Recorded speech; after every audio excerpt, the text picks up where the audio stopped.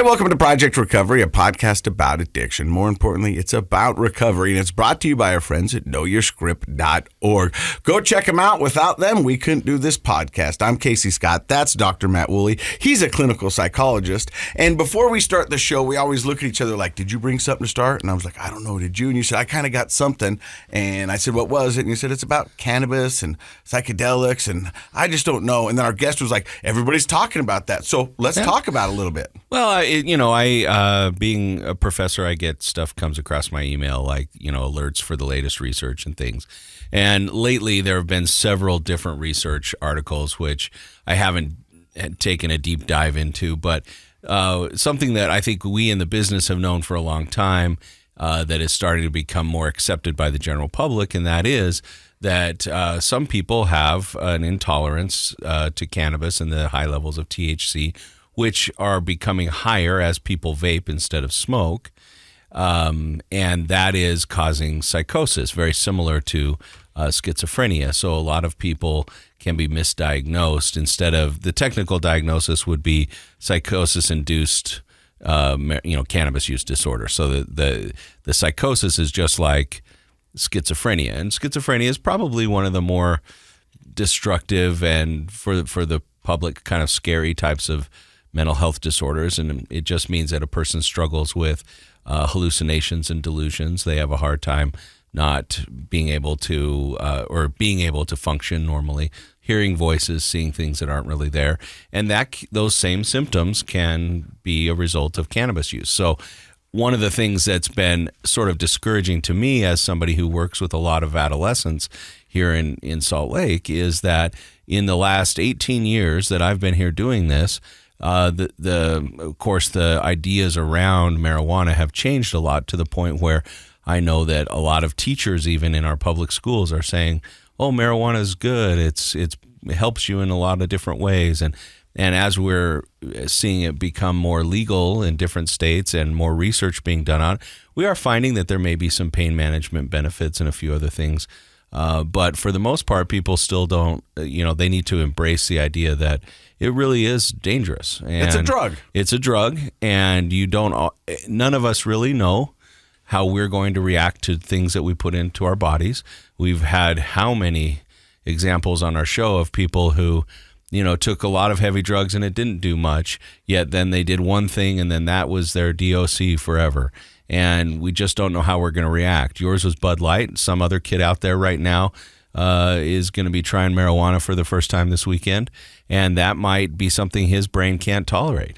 Let's dissect the cannabis topic for just a little bit, because, 20 years ago in college, this was prevalent all over the campus. Don't panic, man. It's organic. You know what I mean? They would say if that. It rhymes, yeah. But they would say that all the time. Sure. God gave it to us, man. This is all right. Yeah. You know what I mean? And then you'd walk around and people would be throwing the Frisbee and playing SEPA or hacky, and they'd be like, one day weed's going to be legal for everyone, man. It's going to be the best thing ever. And I'm like, it's never going to be legal. And here it is legal. And I think the people are kind of trying to figure it out, what it really is all about. And we've had people on here that say marijuana is a gateway drug. We've had people on here say, no, it's not a gateway drug. You don't know that. I think the conversation needs to be had with our youth. And the tolerance is going up, the THC. Back 20 years ago, you weren't having this high potency of marijuana. Well, just like any organic material, you can breed it for certain qualities. You can have different colored strawberries. If you go down to the orchard, you can see that's what they can breed that, or watermelons that have a certain color inside that they don't normally have. And you can do that with THC levels in marijuana. And of course, that's what's happened over the last 50 years is people have become expert at breeding different strains of marijuana. I think there's an indica, and then there's a sativa. They're the two different kinds that people do. And then they can crossbreed. And then there are variations of that. But I'll tell you the thing that I'm most concerned about are the pens. And so just like you have people who are smoking a cigarette versus vaping nicotine, you can have much higher levels of nicotine in what they're vaping. Same thing with THC in marijuana. And so kids are being misled to believe that marijuana is not harmful in any way. And the research that's coming out on marijuana is saying that's actually not true. Let's talk about this because early on in this podcast, you talked about why the drinking age was 21 and it should be more like 23, 25. And you said the reason why is because we weren't developed enough up in our brain and in the mental health. Is that still correct? So the reason I would push that number back farther is we now know that you have cognitive neurodevelopment through your mid-20s. Mm-hmm. And so we know alcohol kills brain cells. So we're working against our own neurodevelopment when you start using drugs and alcohol at a young age. And so our youth, who somehow now weed is getting a pass or more socially acceptable, probably more accessible than it's ever been. I can tell you right now, a teenager in Salt Lake City, it's much easier for them to get marijuana than alcohol. Really? Absolutely. They can just walk down to a variety of parks and public places and at school, and they can get it. And alcohol, because it's controlled, is harder for them to get. They either have to have someone buy it for them or swipe it from their parents' liquor cabinet or something like that. It's a little bit harder to get your hands on. And now it's coming in all kinds of different varieties. Have you ever been to a weed store? No. I've been to a weed store. Okay. And you go in there and you can get cookies, you can get drinks, all the different edibles, you can get lotion, you can get gummies, you can get gum, you can get drops, you can get it in all these different ways. Right. Now, back 20 years ago when I was in college, it was easy to find out who were the weed smokers were because there was a puff of cloud and they always smelled like it. I think it was more like 25, 30 years ago. Okay, well, if you want to age me, I'm not the one wearing a cardigan. I love my cardigan, man. You know what I mean? But I mean, now it is easily hideable. Yeah, for sure. You don't have to smoke it. You don't have to light anything up. And in fact, different states have different rules. My understanding is that for medical marijuana in the state of Utah, you can't put flame to flower. You can't light it that way. But you have, like you just said, dozens of other options for how to take in the THC. All right, now before we get to our guest, I want to talk about something that seems to be rampant all over the addiction websites and people talking about this California sober. Have you heard about California sober? I have not. Tell me about it. So California sober means you're not doing the hard drugs. You're just drinking and smoking a little marijuana. And so you're abstaining from all the really reckless stuff. I'm doing the air quotes here, but you're just California sober. Is that what they call it? And so Miley Cyrus, and I think there was another pop star that said she was California sober. Now she just came out and said, "Hey, look, I'm not California sober anymore," because that was ruining my life as well. Yeah. But but people negotiate their sobriety until you figure out, hey.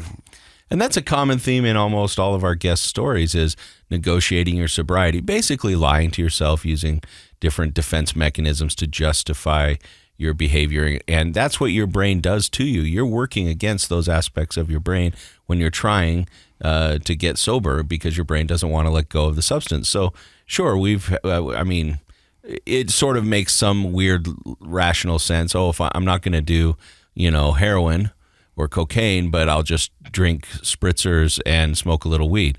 And it's like, well, on the continuum, yeah, but we know plenty of people, yourself included, where Bud Lights ruined their life. I was 2 days into rehab, got phone passes, called my mom. I said, "Mom." She goes, "Yes, son." I go, "I'm in the wrong place." She goes, "Why?" I said, "There's people in here for heroin and meth and Adderall. I'm in here for Bud Light. I don't think I'm in the right place." You know what my mom said? "Shut the F up. You're in the right place." Yep. Love your mom, man. Yeah.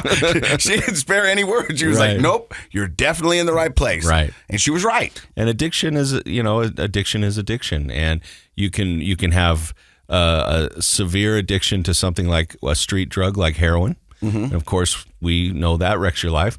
But I think if you look at the numbers, more people's lives are ruined by alcohol than they are by heroin.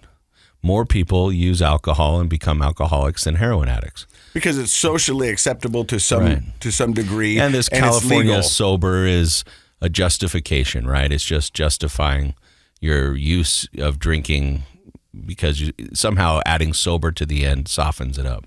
But it doesn't. It doesn't. Hey, we're glad you stopped by to listen to the show today. We've got a wonderful guest for you. Her name is Debbie Nelson. She's with Maple Mountain Mental Health and Wellness. She's got a story to tell, but she's also doing some amazing things with amino acids and neuroscience when it comes to recovery. Stick around. You're listening to Project Recovery right here on KSL.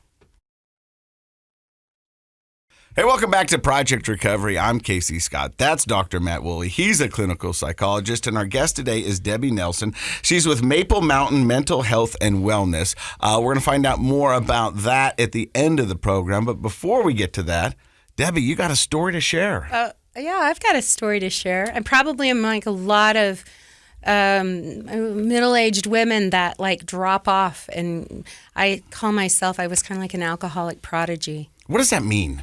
Well, I really experienced severe trauma in my life, and at 38 years old, someone had said I started just not sleeping. I didn't sleep. And I owned a store, and I worked all the time. They said, well, have you ever tried wine? Let's have a glass of wine. So it seemed like a very sophisticated thing to do. So that glass of wine turned into a box of wine, turned into vodka. Wow. Yeah. So before we get into how a glass turned into a box, into a bottle of vodka, you said it started with some trauma. Is this trauma when you were a little girl, or was this just trauma throughout your life that was just kind of a building trauma? It was building, and I think it was like I had something that was extremely traumatic that had happened, and I was dealing with a business that wasn't quite doing well. I had 5 children. I went through divorce. There was just a lot of things that all of a sudden surfaced, and I went in. I'm a very ADD sort of person. Someone said, try this Adderall, and that was wonderful. That worked just wonderful for me. It gave me what I needed. So did you start the Adderall before? Yeah. The wine? Yeah, and then it was a combination, because there's no way you can be taking an amphetamine and not have that affect your sleep patterns and such. Wait, now I got to stop you, because Dr. Matt, I think this is the first time on this podcast where somebody has said they take Adderall and then said it's an amphetamine. And It is. It is. But I a lot of times I don't think people associate it with like that. Does that make sense? Oh, yeah, people may not know. I mean, you just go by the trade name, and a lot of us are very just kind of, okay, doc, whatever the doc says in the prescription. But it's an amphetamine, and that's why it's abusable, and that's why it's highly controlled. A lot of psychiatric medicines are not, like Prozac you can't really abuse Prozac. You take too much, it's not good for you, but it's not a recreational drug. But something like Adderall, it can be if you take it the wrong way. I would say that it doesn't have to, if it's prescribed properly and taken properly, it doesn't have to interrupt your sleep patterns because of the short half-life of those sorts of medicines that fall in that family. If there is usually taken in the morning, if you're taking the right dose that's for your body size and type and all of that, everybody's a little different. But for the most part, by 4 or 5 o'clock in the afternoon, the major effects have worn off. And that's actually why some kids who need it during school, they come home and they struggle doing their homework because they might need a little booster dose.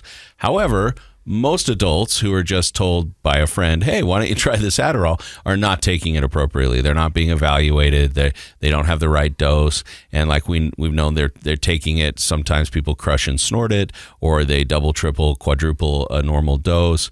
And just like any amphetamine, it can be very dangerous for your cardiovascular health. Certainly, it's going to mess with your ability to sleep well and rest. So it's one of those drugs that, when it's used appropriately, can be very, very helpful. I've seen it just absolutely help people. And then, unfortunately, I see a lot of abuse of Adderall and the drugs that fall in that family. Now, I want to stop you real quick because, I'm naive on a lot of things. But what is an amphetamine? The easiest way to put it is it's a stimulant drug. So there are a lot of stimulant drugs. Caffeine is a stimulant drug.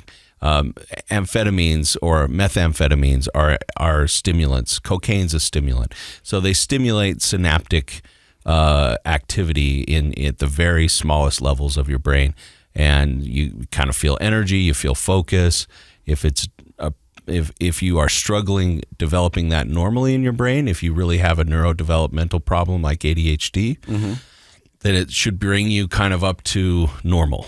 Baseline, where you're kind of on a level playing field with everyone else. And the person, him or herself, will often experience that as like, wow, this is amazing. I can actually sit down and focus And you're like, yeah, that's what a regular brain does, and you've just been struggling with a brain disorder. So did you find that on you, That Debbie? was tremendous for me. So when I first took it, this is how much I didn't know about Adderall, is I took it and I went back and the doctor said, well, how was it? And I said, well, it really made me tired. So it's a very high-powered amphetamine, actually. So that's a sign truly of someone who does have that disorder, because it actually did slow my very overactive brain, and I was able to focus. Now, what happens, and what I learned later on that I'll get to, is that dependency is because we keep developing more neurotransmitters, and so that's why the need for a higher dose keeps on going up. That window of effectiveness narrows and narrows. So it was very effective. And again, like I said, as prescribed. So that was my start of it. And it is very frequently that it's counteracted with sleep problems that people will have, children will have. And at the beginning, I didn't abuse it. I didn't have any abuse. Took as directed. Took it as directed. And then, but I had sleep problems. So then, which is a very common thing with trauma and things going on. You're depleting what you have going on. I talked to you on the way in, and we were talking about that. And Dr. Matt, I've said this on the podcast before, to help me get to sleep at night when I was really hard in my active addiction, even before that, it was 2 beers always did the job. 2 beers would quiet my brain. Yeah. 2 beers would get me not thinking about what I needed to do and what I had done. Bring the anxiety down. It would just kind of numb me absolutely. out. And then 2 became 4, 4 became Right. 6. And then we all know how that goes. I ended up in rehab. Yeah. So you started drinking a little bit of wine? I would start with the wine, and eventually it was a box of wine in my closet, because I didn't want people to know how bad this really was. And so I escalated into that very quickly, where that became my pattern, where it was like I needed something to wake me up because I was drinking so much at night to go to sleep, to deal with the trauma that was going on and everything that was in my life at that point. And this became my coping. And I owned a vintage store at the time. It was quite large, actually. And I started realizing that maybe this is a problem. And, when you first get into this, you start saying, and if you have an ounce of intellect, and of course, the older that you are, and your mom, and, all of this, you're like, I can stop this. I can stop this at any point. You keep thinking, when did this really start becoming a problem? And is it really a problem? I don't think it's really a problem. So you're on that roller coaster that we know a lot about, where you take something to get up in the morning and get you going, and then you need something at the end of the day to kind of help you relax and get down. And pretty soon that window gets smaller and smaller and smaller and smaller, to where you can't, your body habituates, your tolerance goes up. And the things that used to work aren't working, and so your doses are going higher. And a lot of times people have told me they end up taking stuff almost at the same time. Right. They're like, instead of it being just the morning and late at night, one to get up, one to get down, by noon they're taking them both because they're just trying to function. And I'm going to hazard a guess here. I'm going to say that probably became the case with you, where you were drinking and taking Adderall at the same time. Probably. I mean, at the moment, like I started escalating to realizing, geez, I'm drinking a lot of wine. And then as a woman, you're like, well, that's a lot of calories. So then I was telling you earlier, vodka cleans everything. So I'd clean it with glass and chrome underneath it. And some of my worst episodes that happened, they literally had to break the window down to get me out of my store. I don't remember, because I went in and I started cleaning the table. And I think at that time I was thinking, I'll just take a little swig. Hold on. You're cleaning things with vodka. Vodka. Oh, I'm here to tell you, vodka will remove paint. Okay. From things. I didn't know that. I can guess, but I've never actually met somebody who. So you had this vintage store, so you would have had a lot of products that probably need a little touch up, a little shine. Yeah. And so you started off using that. Why didn't you just use a regular cleaning product? Why the vodka? Someone had told me, and you just buy cheap vodka, and it literally will clean the chrome and make it look brand new, shiny, or glass, or anything. Again, That's the progression of what we're talking about. Your mentality. Let's be I was going to say it's truthful. kind You're of drinking. addict thinking, right? Right, Like, People exactly. say, "Are you drinking?" You go, "No, I'm cleaning." well, I'm at work here. I'm getting stuff done. Come on, what are you Yeah. thinking? No. So Right. I remember I just think cleaning that's it. great because it's It was- cheaper to go to the Smiths and buy some cleaning products than it is to go to truck over to the liquor store and buy a bottle of vodka. But that's how an addict brain sort of justifies behavior. Two Right. birds, one stone. Yeah, there you go. Yeah, so I'd heard about it, and so the only thing I recall was taking that swig. And the next thing I know, I remember vaguely hearing my daughter knocking at my door and thinking, I don't want her to see me like this. At this point, I knew that I was intoxicated, and I hid. I don't remember anything further until the next morning, waking up and looking at a ceiling fan. And I said, God, I got to get back to my store. And my son-in-law at the time said, you need shoes because there's glass everywhere. And they had literally broke my front window because all they could see was this shattered this table shattered in there, and thought that I was bleeding to death inside. So then after something of that nature, you think, oh, I'm for sure done. No. I mean, there was incident after incident where I started realizing that my alcoholism had gotten to a point where I literally I would get in my car and realize I had alcohol between my seats and didn't recall going to the liquor store to buy it. That's the maddening part about this disease. I had is no idea. Yeah, I mean, you said it so eloquently there that, you thought that would be like, hey, I got to get this in order. But no, multiple incidents after that. Multiple. I mean, I was 114. I lived in Arizona, 114 degrees. The only reason I'm alive was my daughter forgot her dance shoes, and they had to drive back, circle back, and I was in the driveway, head down on the concrete at 114. Wow. Yes. And you mentioned like, oh, you would think that would stop me. But the interesting thing about how our brain works through behavioral reinforcement is this scary thing happened. It was really traumatic, but it all worked out, and so your brain kind of goes, oh, we're okay. And so then the next time you're in a similar situation, your brain kind of goes, this is kind of like that other thing that was kind of lousy, but we were okay with that. We'll probably be okay with this. And so your brain sort of starts to work against itself by saying we got through that last thing and we'll get through this next thing, and that therefore it justifies continuing to drink. In my Right. active addiction, I can go back and tell you about almost every great time I had while drinking. But I'd struggle to find all the times that I messed up. Now in my sobriety, I look back and I can tell you, and I can pinpoint and I can show you all the times I messed up. And I've had to sit through those, and I've had to come to, to be okay with You it. have to accept yourself in order to And move on. I can't go back and change it, and I Right. know it happened. But back in my active addiction, I blatantly put that out of my brain. And Sure. people could have come up to me and said, "Remember this?" I go, nope, I don't. Yeah. Don't remember it, but now I do. Yeah. So we're going to find out more about Debbie's story. You're listening to Project Recovery right here on KSL. Hey, welcome back to Project Recovery. I'm Casey Scott. That's Dr. Matt Woolley. Our guest today is Debbie Nelson with Maple Mountain Mental Health and Wellness. She's talking about her, ascent or descent. Which one is it? It depends on your perspective. Into alcoholism. And you didn't start drinking until you were what age? 38. Before that, did you ever experiment? Did you ever, like in high school, nothing? No, so I was the good Mormon girl. And I like to say that that's probably one of the parts that so many people are suffering within the religion, that they'll find something and then it's kind of hidden. They don't want to talk about it. But matter of fact, I think even in early sobriety, it was like, well, I don't want to, I'm not one of those people. And the bottom line is that I started my career or my knowledge of substances or abuse later in life. I would evolve to that to a higher level, just the same as anyone else, if I had started when I was 14 years old. So opposite of you saying, I have all these great memories partying, I associate drinking with dealing to numb the trauma and other issues that were going on in my life.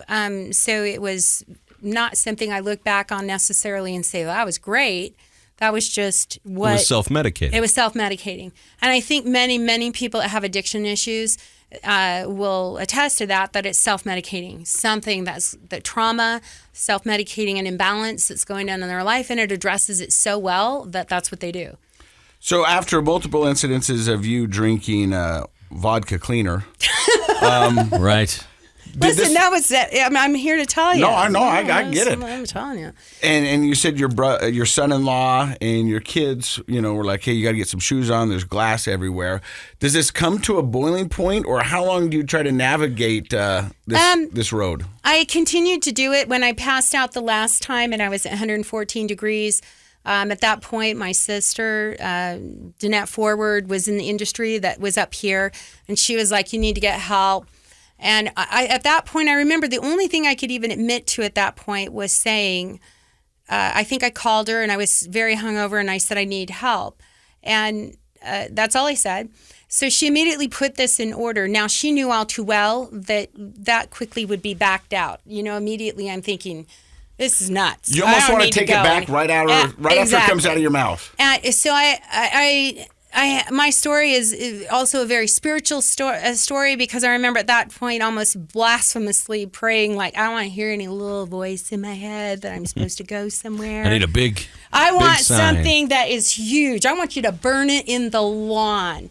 So I'm out cleaning out my work van that I used to haul things in, because I'm thinking, I don't want people to really know how bad this problem is. Because, most people... There's a lot of shame around alcoholism, especially, I think, in your case, where a person is doing it just primarily as self-medication. Right. So there's shame around having problems in the first place, and then there's shame about how a person's dealing with their problems. And, of course, people do all sorts of things to try to hide it. Right. So I blasphemously said this prayer, said burn it in the lawn, went out, start cleaning out my van with a big trash bag, thinking I don't want my people to find how bad this. And anyone that has addiction issues realizes you find those bottles everywhere. You find the pill bottles everywhere that you've put underneath the seat. You've stored them in stashed everywhere. Stashed everywhere. Yeah. So I literally, beer tops. I literally had this trash bag in 114 degree heat, and a man came over that was a neighbor, and I didn't really know him. And he's standing there, and he's sweating, and I'm sweating. I'm looking at him. He says, I don't know whether you know this, but my wife and I, we pray for people in the neighborhood. And I'm thinking, did my mother send you? Because I am not in the best of mood at this point. And he's like, I'm looking, I'm like, okay, well, give me your pamphlet, whatever you're going to do. And he says, I just want you to know, for 3 nights, I've not been able to sleep. Okay? Again, give me your pamphlet. And I just have to deliver a message that he sees you, and he knows you, and he loves you. Now I think I can go to sleep now. And he left. And that was my mess, because at that point, immediately, I was thinking, I don't think I'm going to do this. I'm not going. And I saw that as a very clear directive that I was on the right path, that I really did need to do this. Now, it's not to say that your recovery story, as you go places, you still have this part of you, that egocentric part of you that says, I've got this. They don't know what they're talking about. And They've never met a person like me. Yeah, they don't know what I am or what I'm doing. And I have story after story. So I challenge anyone I ever talk to or deal with to say, put it to the test. I don't care whether you believe in God, whether you meditate, but if something's right for you, it's going to blight something. You're going to be driven to the people and the places that will help you. So that very same day that you were praying, this fellow stops out. Yeah. Right there out in the lawn. Yeah, wow, so I left. That's impressive. I left and then met another person on the plane. All I could think about was that I had business class. I was going to get 2 drinks, so at least I'd be able to drink on my way. Another lady sits beside me, and I've got a hot guy that's in line. I'm thinking, this trip is not going to be bad. Good-looking guy, got 2 drinks. Lady says, looks like Rose from the Titanic. I'm really sorry. I don't drink. Do you want mine? It's even better. Right, you got 4 now. Now I have 4 drinks. Like, this is not going to be bad at all. I get there, good-looking guy, and then the little old lady that looks like Rose that gave me her drink ticket says, do you mind if I sit next to that young woman instead? Sure. So she sits next to me, and she happens to be an author. In one of her poems, she looks at it, and I'm looking, I saw you're an author, and she's telling about her beautiful marriage, and I've written this book, and I'm going out, and I'm getting it published, and I'm like, I don't want to hear this. and proceeds to then show me one of her poems, and it was on regrets and how they mirrored your door. And I thought, God, I guess, so that right then the drink cart comes up. He says, do you want a drink? No, I'm not going to have a drink. And it was like story after story that on this path, I kept saying, what's my next step? What am I missing in this picture? Because I don't want to be this for the rest of my life. So where am I going to need to go? Or what do I need to learn? Or how do I need to heal? Because this has to stop. And you never stop having those doorways opened and pathways of experience if you truly want to get better. If you want to get better. But I challenge people all the time, just because that didn't work, there's thousands of modalities and things out there that will work. Mm-hmm. Don't get discouraged because someone says, well, I don't believe in 12. I don't like 12. Great. You don't like 12-step? There's many other modalities and other places that are support. There's other things for people. So that was, one of many. I went to Maple Mountain, an extremely ethical business owner, always kept in contact with his people, got sober, but I heard the standard thing because, at the time, Maple Mountain was still new and it was standardized rehab. What do you mean by standardized rehab? So I say the business model standardized. Everyone's heard the story or the speech, look to your right, that person's going to be dead more than likely in this room. And look to your left, this person's going to be out. So out of this room in here, there's probably going to be 2 of you that are going to survive the disease of addiction. You were told this in rehab? In rehab, and which is very common. I had a similar one. When I walked in there, I walked by the same girl for 3 days in a row, and every time I saw her, she'd go, 13. I finally got the guts to go, what do you mean 13? She goes, 13% of us are going to make it. I go, what? And she goes, yeah, that's the statistics. And I was like, whoa. I said, well, I want to be one of them. She goes, how do you know? I go, because I get to decide. Right. And so, but that's really what the numbers are out there. And I don't even know if they're that high anymore. I think it's below even 10%. So the business woman in me and just my age, I immediately started thinking there's something wrong with this picture then. Something terribly wrong. Because if we had cancer and someone says you have a less than 10% success rate, how many people give up? Because this is the business model they've been taught, that you have 12-step meetings and you have rehab. Or that's your rehab, and you have counseling and you have medication. I left with a big bag now of medication to manage my, mental health issues, which were evident. Obviously, I was self-medicating. But when I left, I kept saying, what else do I need to know? What else do I need to learn in this whole journey? So I got introduced to energy healing and energy work, which was a huge factor and a huge builder for me. Again, it was a modality that I utilized. But more importantly, when I went to this training to learn it, this gal was sitting beside me and she kept kind of saying, I don't know why I'm here. This one just doesn't really connect with me. She was very, into all of it. I've learned other. Mm-hmm. And day 2, she looked over at me and she said, I know why. You're going to work with Julia Ross. She wrote The Mood Cure. You need to go home and read that. A lady told you this? She just told me. So I went home and I read The Mood Cure and a light bulb went off. And I served on the Alliance for Addiction Solutions. I became trained in amino acid therapy. And it was an absolute life-changing thing for me. Just reading the book alone, The Mood Cure, was huge life changer because I said, well, if someone had told me this piece. Now, like I said, the trauma was what kicked off kind of all of these other self-medicating factors. And so reading it, I thought, how come there aren't more people that are learning this piece in rehab centers, in addiction recovery? Because the truth is there's pioneers that are in it that have done 30 years of substantial scientific research. Kenneth Blum has written several books that studied the alcoholic brain. And what he learned was that our frontal cortex becomes engaged in addictive behaviors. And that's why you'll see the entire, population of rehab people that are standing outside of an NA or AA meeting, drinking enormous amounts of caffeine, rock stars, eating enormous amounts of sugar and smoking and vaping. And it's because it's addressing those imbalances that we all have. Now, so my mindset was like, we are really dealing with an epidemic of mental health issues that spur our addiction. It's all reversed. We're talking about addiction and not talking about the mental health that's spurring why people are reaching for these substances. And the difference is really money. I mean, some people, I think Utah in particular, Utah is number one for, prescription drug addiction. They can go to their doctor and get prescription drugs.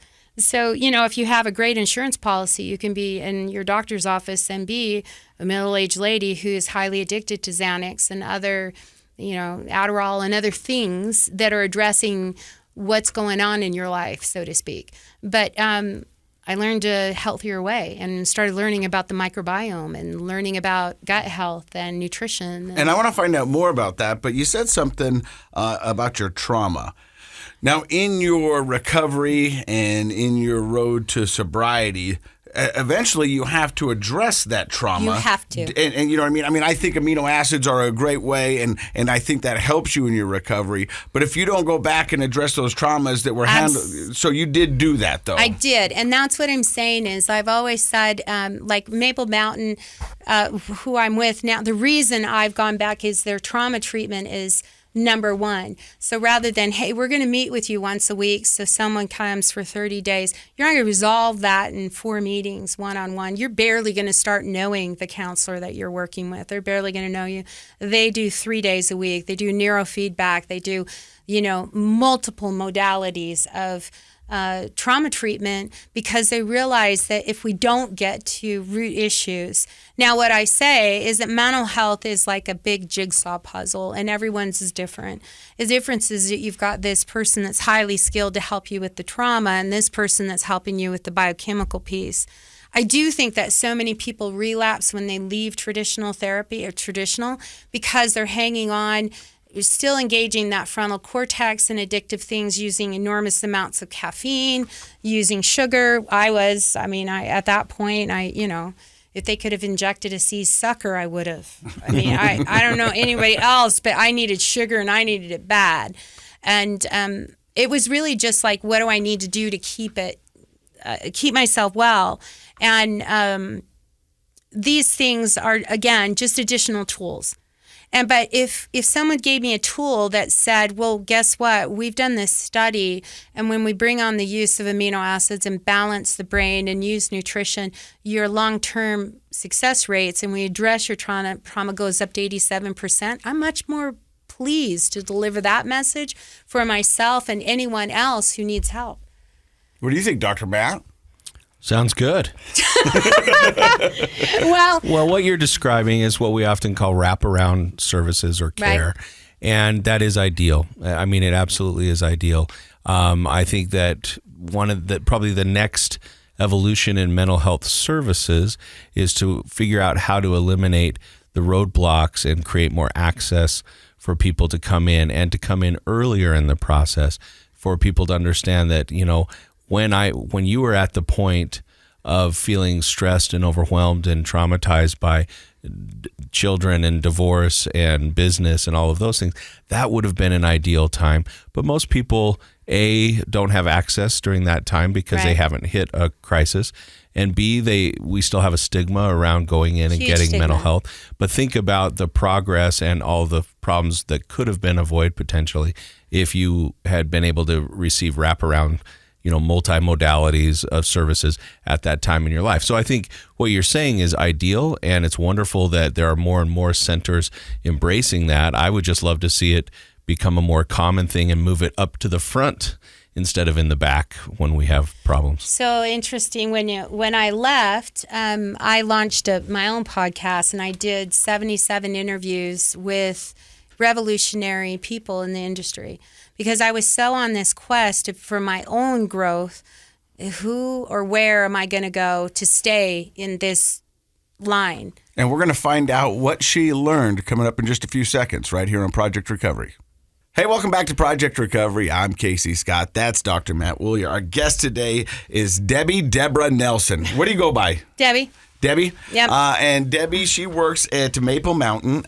She's talked about how at 38 she, because of trauma and some other things, got addicted to alcohol and Adderall, and then found herself in recovery. And then the thirst for more knowledge began. You started your own podcast. You said you interviewed over 77 knowledgeable guests on different parts of recovery. Yeah, people that were, so it was Addiction Recovery Revolution. It was revolutionary people in the industry that were making changes to change the statistics of outcome. Because we've talked about this, and I'm vocal about it. I'm not a 12-step member, but does the 12-step program work? Yeah, it works for some. Right. It doesn't work for all. Right. And we need to find different modalities. We need to find and search different things that work because there are so many different ways to get sober. Right. And so that sounds like you were on a quest for is just to Oh, find. absolutely. It didn't matter whether it was sound healing. It didn't matter whether it was neurofeedback. It didn't matter it was biosound lounges, isochronic tones.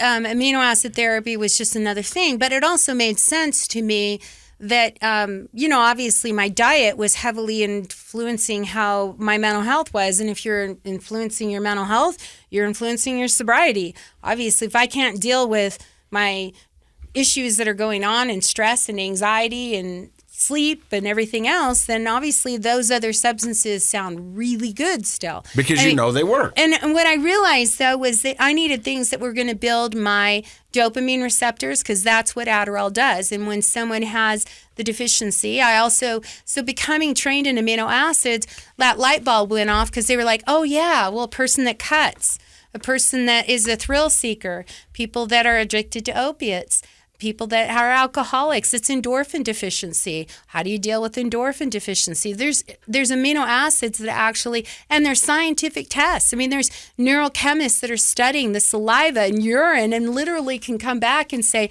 this neurotransmitter is not working properly. So when you have that information, you all of a sudden say, wow, you mean there's something naturally that I can take that's good for me, that's not going to hurt me, that actually is going to help with my ADD. Now, understand, we all have predispositions for different things. I think sometimes a big part, too, is starting to do that therapeutic process of saying, that's just how my brain works.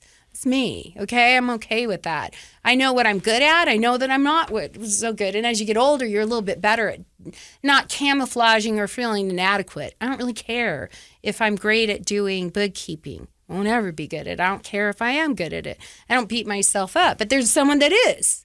So, there's all different aspects of it. But so the amino acid and the neurochemistry piece along with the trauma piece, I felt like the evolution of treatment is now here. Because before, most people used to hear not that long ago that if they didn't employ or go for a 12-step program or readily, that they were doomed. It was kind of like apostatizing from a church. I mean, you're not a part of 12-step, you're going to be dead.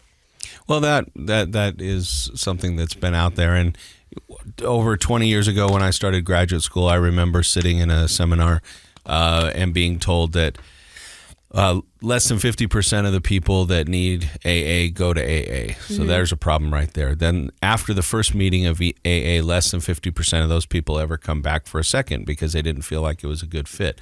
So, and then I think it's, less than 50% of those folks, follow all the way through to the 12 steps. So now we're realizing, wow, we're really only capturing a small percentage, but for the people that it works for, right. That's wonderful. And I hopefully people who've listened to our show understand that even though Casey's not a 12-stepper and we present lots of other modalities, we don't have anything against 12 steps. Right. But it is a small percentage of folks that really find their recovery through 12 steps. So what else can there be? And nowadays, 20 years later, we have a lot of things available to us.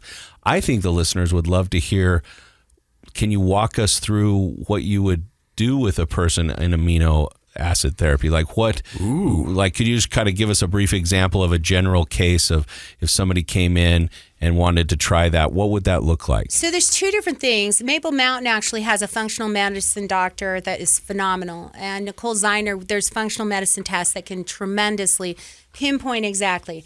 Now, if you don't have that, I always said I didn't start that way. It was just symptomatically, like I read the mood cure. So they can run tests up front and they can identify your deficiencies. And address that down to a science, but also just symptomatically through the mood cure. That's how I started. I didn't have money. And when people say, well, I don't have money, I'll say, well, you have to choose where you find your money, because I did, And I started buying supplements and started training. I went through the training, became a coach with it.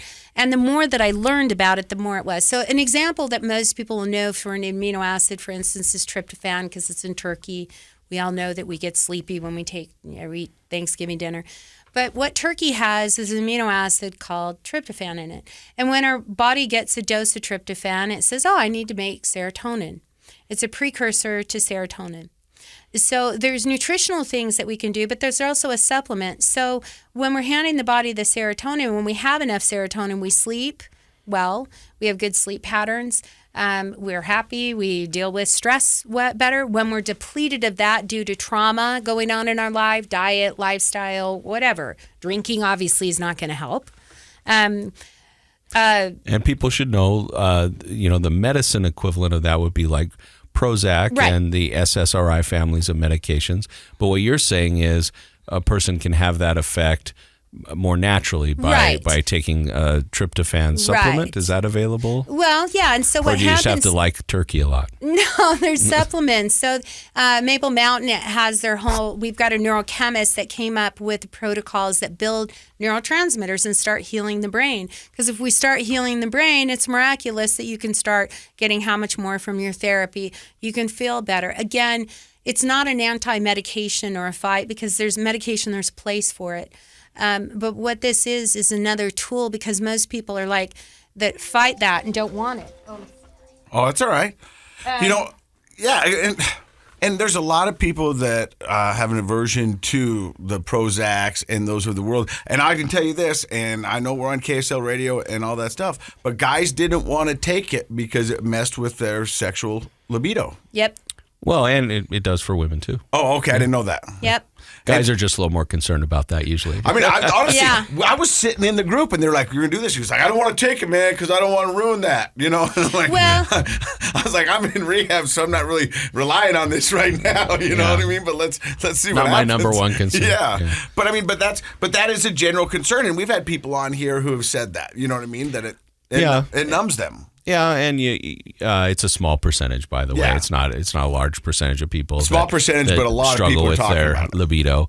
And for a lot of those people, it just is an adjustment issue. And after about a month to 2 months, your libido comes back. So for some people, it is a big problem. Certainly, you have to weigh your options sometimes and say, what's the bigger problem? That I'm depressed and suicidal, or that I'm having a hard time with the bedroom? So this is another tool that kind of level up, and also a light bulb went off, like nutritional speaking.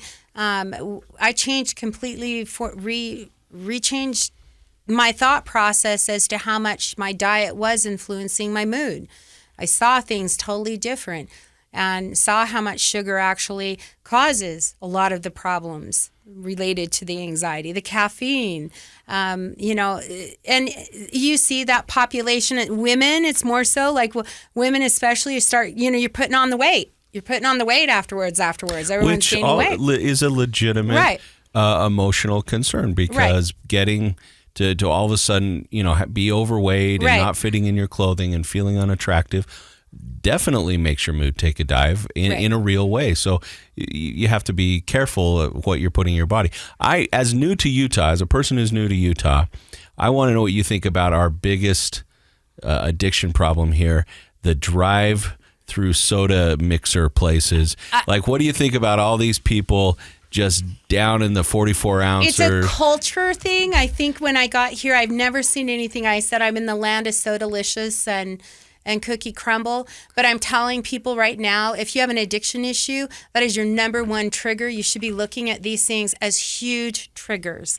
And if you don't want to loan up to the science behind how it affects your brain, sugar is equivalent to cocaine to the brain. So, it's both just sugar thing. and caffeine are neurostimulants, and they're cheap ones. They're not these big bang like cocaine. Right. But in many ways, that's worse because of their subtle effects over time. You build up a toxicity in your body. Right. And I can tell you, a friend I grew up with was telling me one day he had been up for several days studying for this big college final, back in the days of college, and he was driving over to the university to go take his college final, and he thought he was having a heart attack. He kind of pulled over to the side of the road and put the car in park. He had all the symptoms of a heart attack, the sweating and the chest pain and numbness and all of those things.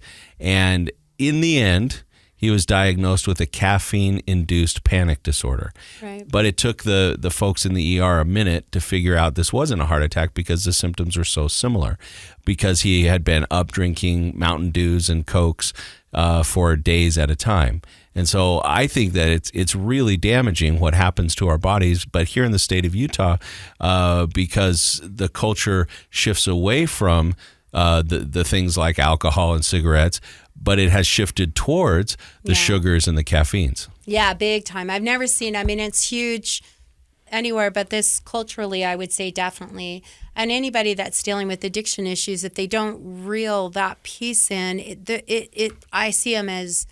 well, that's almost the joke, right? Like you go to an AA meeting, and it's like people are just shifting addictions. Now it's cigarettes and coffee, and it used to be sugar. Alcohol, right? Yeah, donuts, cigarettes, Sugar, coffee, right. Those are all on the table. Right. And I think, to be fair, a lot of AA meetings have tried to do away with that, but the shifting of addictions is a real problem. Right. Oh, yeah, 100%. Yeah. So if people want to find out more information, Debbie, about Maple Mountain and the holistic approach and the neuroscience and the amino acids and all that, how do they get a hold of you? Well, Maple Mountain, well, number one, you start with a Google because it will bring them to our website that will teach them exactly how and why we're different and what they're doing differently. It is cutting edge. We've brought on neurochemistry, functional medicine testing. We have intense trauma treatment. They have an outstanding trauma treatment program. So it's paired together, but it's an educational piece that when people find it, all of a sudden for the first time, they're like, I didn't know that there was all of this that's available. I didn't know that there was so many things that can help me with my mental health. And we've changed it. We're primary mental health. Maple Mountain is, because we firmly believe it's the mental health that comes first, and the byproduct of mental health is addiction. And that's what's reversed, is that traditional treatment is we have addiction with mental health. No, we have mental health issues with addiction. So what you're saying is, and I think this would be fantastic, let's say somebody's listening to the show and they've never necessarily considered themselves an addict, that they don't drink alcohol, they don't use prescription drugs inappropriately, etc. But they're listening to this today and they're thinking, oh my gosh, I might have a problem with the drive-through soda mixer places, and I might have a problem with sugar and caffeine. They could come and get some help with you guys? Well, I don't even know the sugar, but what I'm saying is the mental health, because what we have is a crisis of people on Xanax that don't know where to go, because they don't consider themselves an addict. They consider themselves medically dependent, and they don't know how to find mental health that's really going to help them get off of that. We have an epidemic of people who are medication resistant. They're on enormous amounts of psychiatric medications. Nothing's helped. So primary mental health is now scaling up and introducing science, where typically in this field it's always been symptomatically diagnosed. And you have this disorder, you have this one, this is your DSM code, but nobody's looking at the science behind what's driving it, or the neurological problems or the psychological problems. So now all of a sudden it's amazing to hear a neurochemist say, well, you actually have a bacterial infection that caused the anxiety, and someone has suffered from it for 20 years, taking high doses of Xanax. We have someone in our center who has mold toxicity. Okay, if you have been exposed to mold, you are going to have enormous amounts of anxiety. If you have Lyme disease. So there's many, many other contributing factors. So we have a population of people that are medication dependent, med resistant. And I would say some of these medications, I think Xanax, truthfully, anyone that's on a benzodiazepine, it makes heroin look easy, because their central nervous system, and that's their only. So if that is your only coping mechanism, how do you help a person? Otherwise, it's just we're taking you off the Xanax, and it's just like me going off of Adderall. What do you mean? I have a legitimate issue. How am I going to deal with this now? What do you mean I can't take Adderall? I personally had evolved to a point where it's like, yeah, I don't want to take the high doses. So Wow. She's got a lot of information, a lot of energy, and I am so grateful that she stopped by the show today to talk about all the wonderful things that they're doing at Maple Mountain and through your recovery. So as of today, how long have you been sober? 8 years. Woo. Congratulations. That's Thanks. amazing. Yep. Way Yeah. to go. Dr. Matt, any last thoughts? I love it. I love the idea of making, I guess I would call it a proper diagnosis before Right. we go down the path of treatment. And that means we ought to utilize the science that's available to us. And it makes a lot of sense. And I certainly have met folks that when they've done what you're talking about, it makes all the difference in the world. So I appreciate what you guys do. And I Thanks. want to thank everybody for stopping by and letting us into your ears. We do appreciate it. You're listening to Project Recovery, brought to you by our friends at knowyourscript.org. And in case they forgot, Dr. Matt, Project Recovery is what? You know, it's a KSL podcast. Gotcha.